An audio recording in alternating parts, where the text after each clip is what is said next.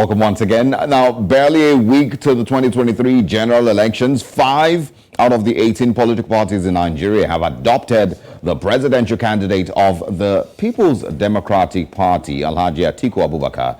The 5 parties announced this at the grand finale of the PDP's presidential rally held at the Mahmud Ribadu Square in Yola, the Adamawa State capital, on Sunday. The parties are the Allied People's Movement, African Democratic Congress, National Rescue Movement, Action Alliance, and Action People's Party. However, there's a little bit of confusion as Princess Chichi Ojie of the Allied People's Movement has come out to dissociate herself from this movement. Now here's what she had to say. Presidential candidate of the Allied People's Movement, my name is Princess Chichi Ojie. It is with great displeasure and shock to receive the online media publication news through my campaign council that the chairman, Yusuf Dantali,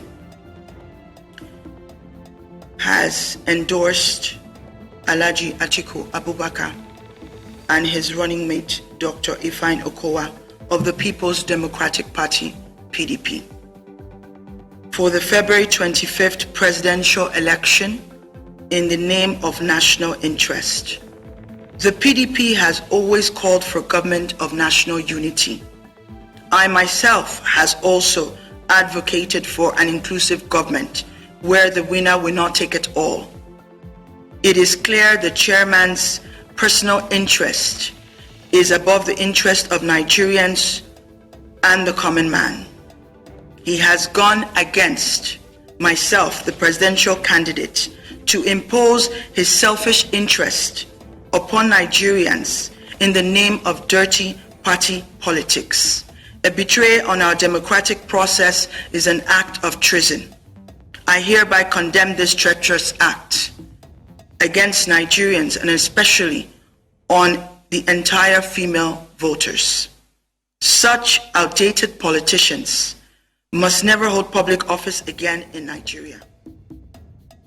Interesting turn of events there. But of course, my guest this morning is a political and public affairs analyst, Nemeka Obiari. Thanks for joining us. Good morning and welcome to the show. So we'd like your quick reactions to that. The chairman of the party, of course, has decided to align with the PDP. The presidential candidate of the party says she has no business or idea what's going on. Anyway, I've always maintained that party politics in Nigeria and the political party leadership actually the same thing in Nigeria. There's no difference between the leadership in APC and PDP. These guys are just there to feather their nest. If we had a constitutional provision for independent candidacy, most people will not go to the political route. Most people will run as independent candidates. The party officials in all the parties, I'm sorry to say it, are the same. Some of them see their positions as avenues to feather their nest, to make money, and to satisfy their stomach for social need. So they see the elections as an opportunity for them to do some deals, cut some corners, and make some money. So you saw the very unfortunate lady, what she just said now. It's very unfortunate that her own party chairman could just throw her under the bus, even without consulting her. And this is just an eye-opener for the women in Nigeria that cause almost about 50% of voters in Nigeria. If your fellow woman can be thrown under the bus by some hanky-panky arrangements, it shows you why you should not vote for the party that did this, and why you should look out for competence, for character, and for ability of the political those seeking for political offices. We must look beyond party politics. We must look beyond ethnicity. We must look beyond religion. What we have waiting for us on February 25th is for us to look among these 18 candidates who has character, who has competence, who has capacity, and who has compassion, who will be able to take Nigeria from our present pit position to begin to recover this nation. Yeah. But what are your views on the whole idea of political parties collapsing their structures, to support one party or the other? And do you think that the other political parties now that have got presidential candidates should be worried? I see, as of today, 95% of Nigerians have already made up their mind who they will vote for. Whether 17 political parties come together, 13 political parties come together, it will not sway anybody. As of today, we have 20 million out of school kids in Nigeria. As of today, we have 3.5 million IDP camp inhabitants when Nigeria is not at war with any other country. As of today, we have 65 million unemployed and underemployed Nigerians. As of today, we have 133 million multidimensional poor Nigerians and 182 million Nigerians who do not even have enough to feed without begging and humiliating themselves. So the issues at stake is beyond parties merging together or party chairman trying to cut deals with somebody to make money for himself. The issues here is how we can take Nigeria from the current perilous position to where it should be. Nigeria has no business not being among the top 10 economies of the whole world. So we have a date with destiny on February 25th, 2023. And every Nigerian know the candidates that is best positioned and suited to take us from our very present quagmire situation to where we want. In fact, February 25th will determine if we want to move forward. She Usani said it. Or if we want to continue to stay in our bondage under the current APC madness. Yeah, it'll be interesting to see how that also turns out. But of course, still talking other issues this morning on Election Countdown Nigeria. In a meeting between state governors of the APC, the National Working Committee, and the APC presidential candidate, Asiwaju Bola Tinubu, of course, the meeting held on Sunday in Abuja. The ruling All Progressive Congress has asked the federal government and the Central Bank of Nigeria to comply with the interim order of the Supreme Court, which asks parties to maintain status quo with regards to the Naira redesign policy of the Apex Bank. The party also asked President Mahmud Ribadu to urgently intervene and halt the current sufferings of the people. This has been described as the APC challenging the APC on APC's policies. Sorry, Gary, what exactly is going on here, with the bits of confusion? And of course, you may also want to throw in the Kaduna State Governor, the Ogun State Governor, and other people who have given orders in their states that the old Naira note should still be in use. What's playing out here? What is playing out here is clearly what Babacha Lawal said during one of his interviews in one of the TVs. Babacha Lawal said some of them who are part of APC have seen the light. They've acknowledged their mistakes. They've seen the errors. They've seen the punishments and the plague they brought upon Nigeria. They've repented and they want to make amends. President Muhammadu Buhari, over the last 7.5 years, I'm sorry to use this word, and the APC government have been a disaster and plague to Nigerians. Buhari is 85 years old. He is an old man. He wants to make peace with God and at least use the remaining days of his tenure to see how he can remedy the damage that the APC have done to Nigerians. First of all, he gave us the beavers, which is a game changer. This Naira designing policy is clearly determined to make sure that the same band of plagues that destroyed Nigeria do not use money to buy votes and destroy the poor masses further. And I have taken time to analyze this for those who care to listen. Mahdi Shehu says something very interesting. That a particular governor in the core north that shared boundary with Niger Republic withdrew 6 billion naira from the joint account, used 1.6 billion to buy CFA francs to be able to buy voters, bought about 500 bags of rice, 55 kg. They want to buy the voters. So what Buhari is trying to prevent is what's already happening. See the way these guys are so ingenious in doing what is wrong. So what you see happening here is that the same crowd of people that created 57 million extreme poor Nigerians. These guys, I laugh when I see them talk about, we care for the masses. As at 2015, May 29, when the APC took over power, we had 76 million poor Nigerians. Today, we have 133 million multidimensional poor Nigerians. As at when APC took over power, we had over 4 million accounts in commercial banks that had up to 500,000 naira in it. Today, by NDIC record, we have less than 800,000 accounts that has the amount of money. When APC took over power, insecurity was considered in Northeast. Today, every community in Nigeria is bedeviled with one form of insecurity or the other.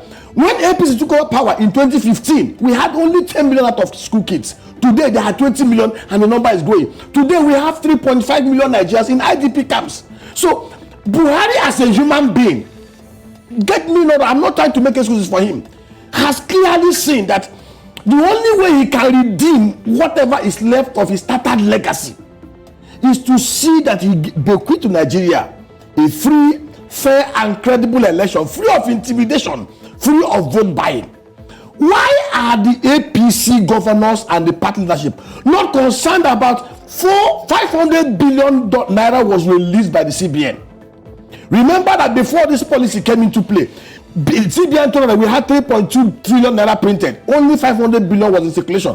2.7 trillion disappeared over 2 years from 2020 to 2022. Yes. Packed in houses of politicians and bandits. Now, the same new naira note that have come out into circulation disappeared within a space of 1 week, within a space of 2 weeks. So, what you see happening here is I'm sorry to use this word, please, is the very insensitive, insincere rogue elements in APC trying to undermine a very sincere president who is committed to right the wrongs that he has committed against Nigerians over the last 7 years by bequeathing to us free, fair, and credible elections. You see the way they are going to the extreme.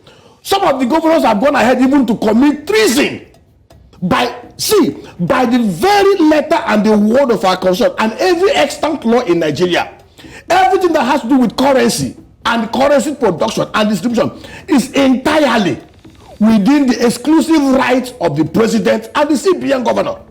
The governors have nothing to do with currency printing and currency distribution.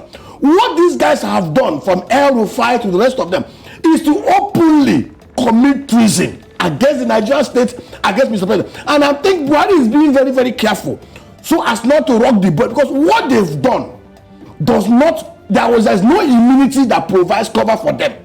But anyway, we have 3 more days. The Supreme Court ruling, can they rely on or lean on that? The Supreme Court was very clear in their ruling. They gave, interim injunction, 7 days. And that 7 days elapsed last Wednesday. That order was not renewed by any stroke of imagination. These guys are just being funny by half. What they are trying to do is to create mayhem. Of course, you saw the other day, some ladies that came out on social media, they were given the old note by a governor in Southwestern states. Yes. These guys are panicking. Over 900 billion naira cash is out there and have not yet been redeemed, have not yet been turned to CBN. Some of the chaos you see happening, people burning, these are sponsored human beings. Because when you burn the banks, where will you collect the cash? When you burn the ATM, how do you intend to collect the cash? And this is the reality. So what they are trying to do is to blackmail, to coerce, to force the hand of the president and the CBN governor to redo what they've done. And it is too late. 3 more days to go. I say it to every responsible, and I'm speaking it to Nigerians. 7.5 hellish years for Nigerians cannot be amended by what these guys are doing. Remaining 3 days, every Nigerian should fast, pray, pick your PVC. The only righteous thing you will do for Nigeria, for God and for humanity, is to vote out this party, the APC, that have been at the core and the center of impoverishing and dehumanizing Nigerians over the last 7.5 years.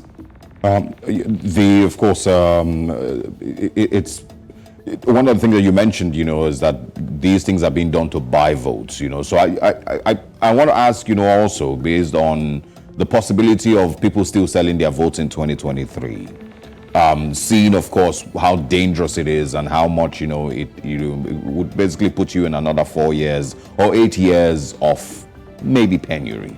So do you think that there's still a large number of Nigerians that are eager and willing to sell their votes for 5, 10 or 3,000 naira? My brother, poverty has a way of destroying people's mind. Poverty has a way of destroying people's mind. I am a Christian. There's a story in the Bible.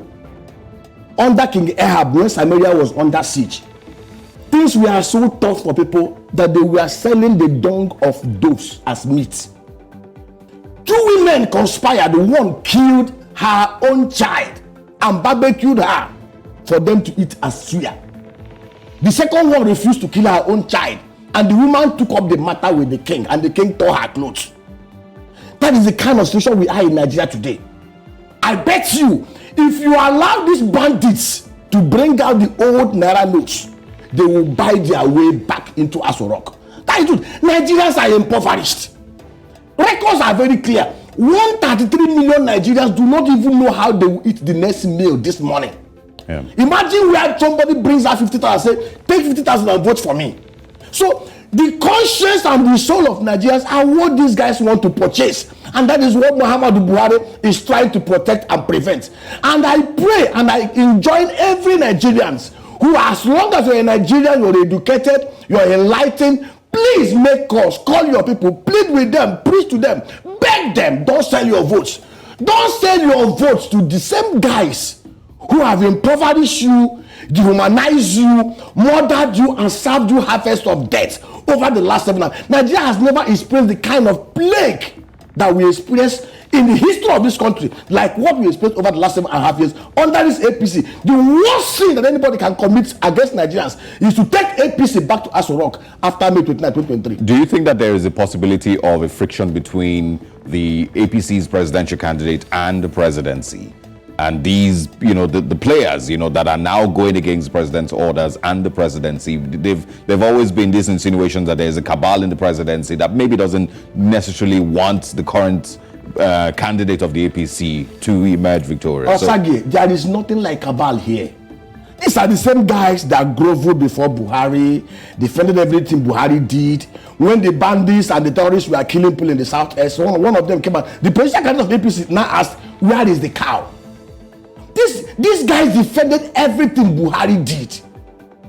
Everything atrocity that happened under government, they defended it. They are only against Buhari now because this Buhari's policy is targeted as stopping their criminality and further banditry in the political space. So what you see here is a clash between a repented man that wants to leave a legacy and those who are still steeped in their wickedness and iniquity, who are not yet repented and who want to continue to whip Nigerians. They whipped Nigerians for 7.5 years with strokes of cane. Now they are intending to use scorpion against us over the next 30 over the next 4 to 8 years. Very interesting there, of course, and these are some of the most confusing parts for a lot of Nigerians. How is the APC's candidate and supporters of the APC's candidate seemingly and going against their own president at a time like this. Very interesting to see. But of course, I want you to speak a little bit more about the the possibilities of more mergers. Just before we're going to take a short break in a bit, the possibility of more mergers just before it is Saturday proper, and of course the little bit of controversy, with religious leaders endorsing candidates. Yesterday, I saw that there was some Muslim religious leaders that came out to endorse I think it was the PDP's candidate. And there was a little bit of backlash, and of course, there were calls, that had emerged in the past saying, why are Christian leaders endorsing the Labour Party candidate? Why do we have religious? So can you speak a little bit about that? What role should they play at this time? Do you expect that they should be vocal and endorse a particular candidate? See, these religious leaders are Nigerians. Let us not make mistake about this. They have members who are suffering. They have members who are undergoing one form of affliction or the other under the current government. And I tell you, there is no godly leader, religious, political, community, that we still want Nigeria to go through what we passed through over the last 7.5 years. There is no human being who is sane. Pastor Bishop Oyedepo said it. The number of mad people in Nigeria will be determined by the number of votes APC receives on February 25th, 2023. No apologies. He remembered that in 2015, Oyedepo warned about this APC. He told us clearly that we are jumping from frying pan into fire. And what he said, you don't need even any prophet. If you're a human being with conscience who can reason with your brain, you don't need anybody to advise you that you cannot reinforce failure. You can't continue to do the same bad thing you've been doing over the last 7.5 years and expect to get positive results. Any human being, even a 5-year-old child, knows that APC is a plague. Because you've seen it clearly. 76 million poor people in 2015, today they are 1.3 million. And I tell you, if Nigerians make mistake of allowing APC, or voting APC, to stay in Aso Rock beyond May 29, 2023, what happened in Samaria will happen in Nigeria. People will start killing their children to eat as barbecue. God forbid, it will not happen. This is the reality. So any man of God or bishop or imam or pastor who does not come out now to endorse and stand with the people does not know God. And that is the truth. That in the Old Testament, Elisha stood up against Ahab. Elijah stood up against Ahab. The all religious leaders of old, even our Lord Jesus Christ, stood up against Herod and called him a brood of viper, the Pharisees. And the Pharisees today are the APC leadership. They are the brood of vipers who are destroying Nigeria. And anybody who is following Muhammad and who is following Jesus Christ must rise up against APC to make sure they don't go anywhere near Aso Rock after May 29, 2023. All right. We're going to take a short break, and of course, we'll continue with the conversations this morning on Election Countdown Nigeria. Stay with us.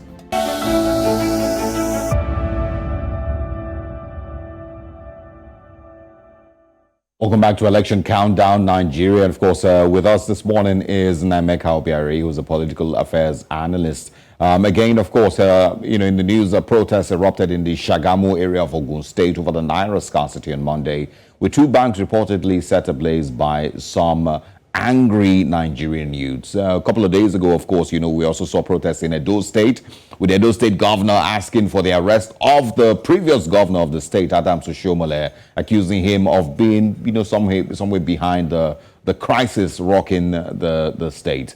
Mr. Naimeka, kindly, share your thoughts on this, the bits of crisis here and there with these angry youths, and of course their impatience with getting the Naira and what Nigerians are currently dealing with.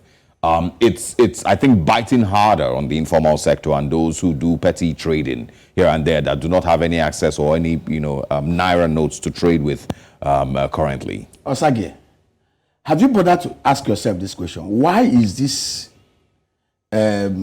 destruction, arson and carnage happening in some particular states? Yes. And goaded on by some particular political past governors and present governors. See, Nigerians are, to be fair, Nigerians are feeling the pinch of this new Naira notes designing. And of course, we've explained it here and we'll keep on explaining it.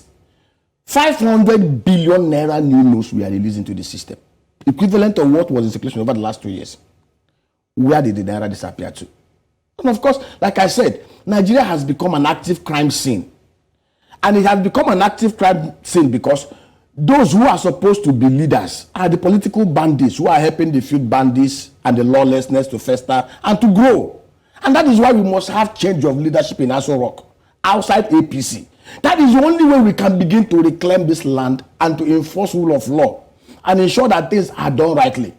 And the last time, even before we went for the break, you were talking about religious leaders. Yes. See, there is no religion in Nigeria, Islam, Christianity, whatever, that condones arson, that condones criminality, that condones looting, that condones the kind of banditry we have experienced under the APC government. There is no human being who claims to love God sincerely that will still want us to repeat the same mistake we made over the last 7.5 years. So what you see clearly, people are hurting.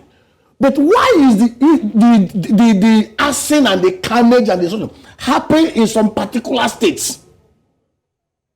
Ask this question. Why is it not happening in Taraba? Why is it not happening in Benue? Why is it not happening in Plateau? This is a question we should ask ourselves. All these things you see are stoked up. You saw the other day in Broad Street, where you had a crowd of tens of thousands of people miling at the CBN headquarters to go and change old notes. Yeah.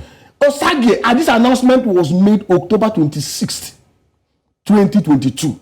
115 days after. Let us even excuse those in the hinterlands like Pambegwa, Sokoto, or those illiterate traders. Tell me why any sane human being who lives in Lagos within the perimeters of Victoria Island, Ikoyi, Idumota, a trader or whatever, will still keep the old note 115 days after the announcement and is now rushing. Half of that crowd, even 2/3 of that crowd, we are people that were procured to just go and create mayhem. It will be captured on TV to force Buhari's hand. You saw the story that is circulating in social media about a particular guy that went to Fidelity Bank ATM to go with money. The ATM was working, cash was being dispensed. The guy was trying to break this. He was telling lies about how his wife was in hospital. People said, okay, we'll give you, go and withdraw money. Yeah. They discovered the guy had no account in Fidelity Bank, had no ATM. So some of these things you are seeing, are the contrived carnage by these people that have kept 900 billion naira old notes. All they want is to see how they can bring out that money. And I pray the Supreme Court will not play to their hand tomorrow. I pray they will not play to their hand. The old note is gone and gone forever. All right. What we should be talking about is pleading with CBN and commercial banks to bring more new notes. All right, let's quickly just get your thoughts on this one. We're just days to the presidential election in Nigeria. There are some crises rocking the Labour Party. The Kano and Jigawa state governorship candidate Bashir and Comrade Abdullahi Soho on the platform of the Labour Party have both abandoned the aspiration and joined the All Progressive Congress days before the 2023 elections. Now, what does this mean for Peter Obi's presidential ambition? And is there any reason for the Labour Party to panic at this point? Do these two governorship aspirants also have any influence in the north, Mr. Berry? They have no influence, zero influence, nada influence, no influence at all. In fact, Labour Party is just like a platform that Peter Obi adopted. If Peter Obi had joined Zoo Party or Boo Party or even Cow Party, Nigerians will follow him. Nigerians are following character. Nigerians are following competence and capacity. Nigerians are following a man that has compassion, a man who wants to reclaim Nigeria for us. Peter Obi is actually contesting through us. Yeah. If Peter Obi says he will not contest, Nigerians will pull him and make him to contest. That's how it is. So that some people who are paid most, who inserted themselves in the LP, see, even if all the aspiring candidates under Labour Party, House of Rep, House of Senate, or whatever, decide they are not contested, Nigerians will still vote for Peter Obi. Absolutely. The eyes of Nigerians is the Nigerian president is the most powerful president in the whole world. If we happen to be in the presidency, I told somebody, in my community, in my local government area, everywhere is bedeviled with insecurity. I told them, I said, Peter Obi, when he was governor of Adamawa State, the whole of the south, it was under turmoil. Masob and their miscreants were stopping everybody. But Peter Obi, working with communities, made Anambra the safest state in Nigeria for 5 consecutive years. 1 month after Peter Obi is sworn in, you will see the level of tranquility that befell Nigeria. Because somebody must have to enforce the law. Somebody must have to hold accountable the service chief and the police chiefs. And that accountability is not there. Because we have gang and conglomerate of political bandits who are only empowered to steal, kill, and destroy. All right, Mr. Berry. Very interesting there, of course. That's the time that we have to speak with Nnameka Berry this morning. It's been a very, very interesting and, of course, a fired-up conversation this morning. Just a couple of days to Nigeria's next elections. I hope that you are ready. And like I said, on Saturday mornings or Saturday afternoon, when we speak with you on television, we would like to be speaking with you from your polling units, not from your houses, not from anywhere else. Thanks so much to Nnameka Berry for coming around. Always a pleasure speaking with you.